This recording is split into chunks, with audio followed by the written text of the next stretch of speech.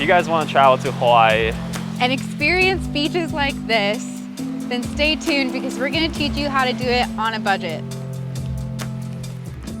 Hey guys, and welcome back to our channel. We're Walker and Ciara, travel content creators based out of Oahu, Hawaii. The Hawaiian Islands are notoriously known for being super expensive. So what we're doing here today is showing you guys how to travel them on a budget.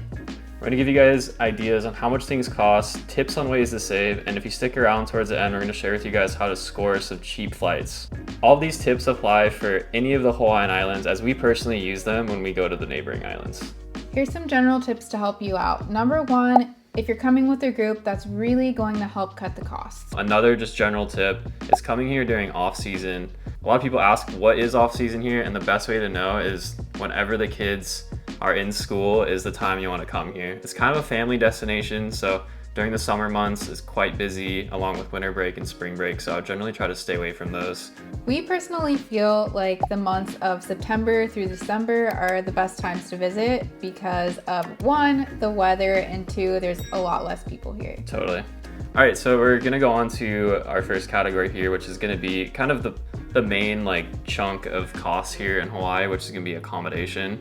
We're gonna start this off with camping. I know this is not for everyone, but this is what we do when we travel to the neighboring islands, and this will save you a ton because accommodation here is honestly probably some of the most expensive hotels in the world. It's hard to get anything under $150 a night with a hotel. So there's a bunch of different types of campgrounds here. You got private, state campgrounds, county campgrounds, and national park campgrounds. So the great thing about camping out here in Hawaii is that at nighttime, it's actually generally around 69 to 73 degrees, which is basically room temperature. So it's very comfortable to sleep in Hawaii at night. Another plus is we have showers at pretty much every beach park. You can just throw your swim trunks on and shower at any of these throughout the day whenever you want to get cleaned up. And then another thing I love about camping is you're just immersed in nature. With any of these campsites, they generally book up pretty fast. So you want to book really far ahead of time. All right, the second option for accommodation is going to be Airbnb. This is kind of a weird one because it's not really legal, and each island has its own rules. So Oahu is the strictest. You're not supposed to be able to book an Airbnb if you're not staying longer than 90 days. But I wouldn't necessarily worry about this because you're not the one getting in trouble. It would actually be the host. Your typical price though for Airbnb is gonna be starting at $100, but more likely going up to $200 a night. Another option to really save is to just stay in someone's apartment with them there, which can be kind of fun if your host is cool. And those a shared room or shared places are gonna be $50 a night, so that'd be pretty cheap, honestly. And you'll be out of the house most of the time, so. Exactly. And similar to Airbnbs, hotels are gonna be about the same price, 100, 200, and upwards. Yeah, there is some hostel options, but they're all pretty gross from what I've heard. My friend went to Kauai and stayed in a hostel and got bed bugs, and I think he was paying $60 a night or something. They're still not that cheap. Yeah, it's not really even worth considering, but the option is there. All right, on to the next category. It's gonna be transportation.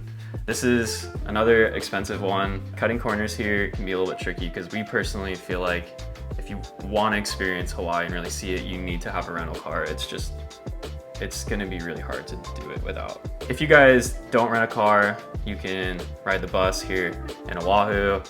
The other islands are not very well connected with their bus system, so I wouldn't rely on them there. But the bus does cost $2.50 one way, or if you want to spend the day riding the bus all day, that's just $5. You can get pretty much anywhere here in Oahu. It's somewhat reliable. Yeah, right? It is really reliable. I just wouldn't count on it being on time if you're on a schedule. In terms of rental cars, you have different options. One of them's the big box companies, and then you have the smaller local rentals, and then you have Turo. I personally like going with the smaller local companies. I think it was called White Owl. We used them when we got here in Oahu when we moved here. And we recommend them to all of our friends visiting too. Yeah, so they even picked us up from the airport. Our credit card still covered the insurance through them. You basically got the same service. It was just a lot cheaper, and the cars are just a bit older too. But I really liked it, and I think it's a great way to save. Big box companies like Enterprise, are great too. Sometimes you can find really good deals in kayak with them. And then Turo is another option. The problem I have with Turo is that my credit card doesn't give me car insurance, so the car insurance ends up being like pretty expensive on top of it. So that's something to keep in mind. And also Turo's just got banned from all the airports here in Hawaii. So now it's gonna be kind of inconvenient to pick up your rental car. You're gonna have to Uber or Lyft to wherever location they have it at the pickup spot. So something to keep in mind when you're looking at Turos. And then your last option for transportation is gonna be taxis, Uber, and Lyft. It's pretty great here in Oahu. Kauai is terrible with Uber and Lyft. We had really bad experiences with it. I think Maui is okay, and I'm sure Big Island's not very reliable either. Okay, going on to our next category is food. Costco is basically your best friend out here. It's the cheapest option, not only for food, but for gas. It's a really good option if you're on a budget and you just want to make your own food rather than going out to cut costs.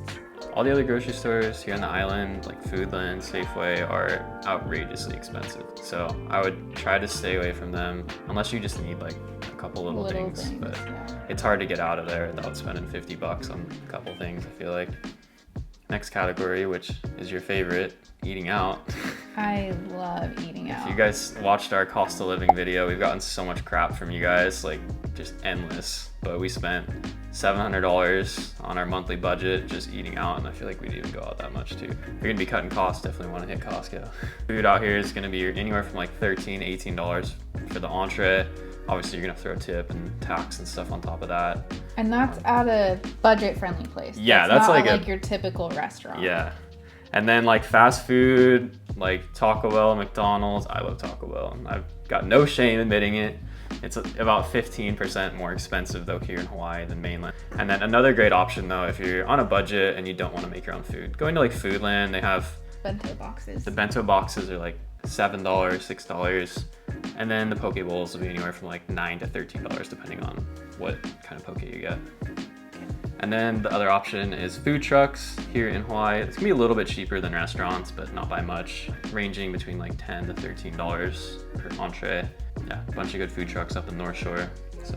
Yeah, if you guys want us to do maybe like a food video of all of our favorite restaurants, budget friendly and not budget friendly, then let us know. All right, last category is activities here. Luckily, this is where you guys are gonna save a ton. You know, you could do things like shark diving, you can do massages, helicopter tours. These things will obviously add up, quite expensive. You can ask your hotel for different pricing and companies that do that. Cool Ranch. Get Your Guide is a good option too to find local activities, or Airbnb activities, or even Groupon we use sometimes for like sunset sales. So just different options to kind of find the cheapest thing. We personally, as budget travelers, really like to do free activities.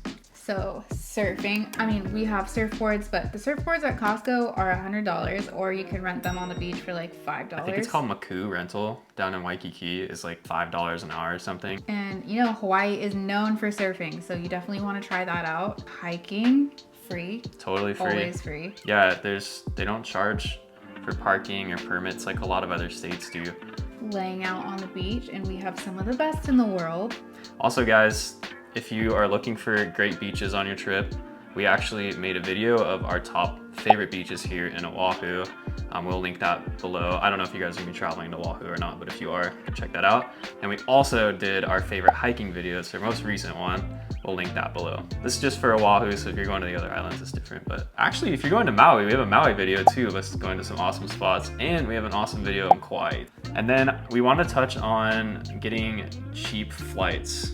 The first tip I have is through this app that's actually completely free. They have a website as well. So in here, they actually have a search engine where you can type in, you know, your origin, which we'll just put Portland for this example, to Hawaii, and you can like select the dates, click search, and yeah, I'll just show you all of the deals that are currently going on.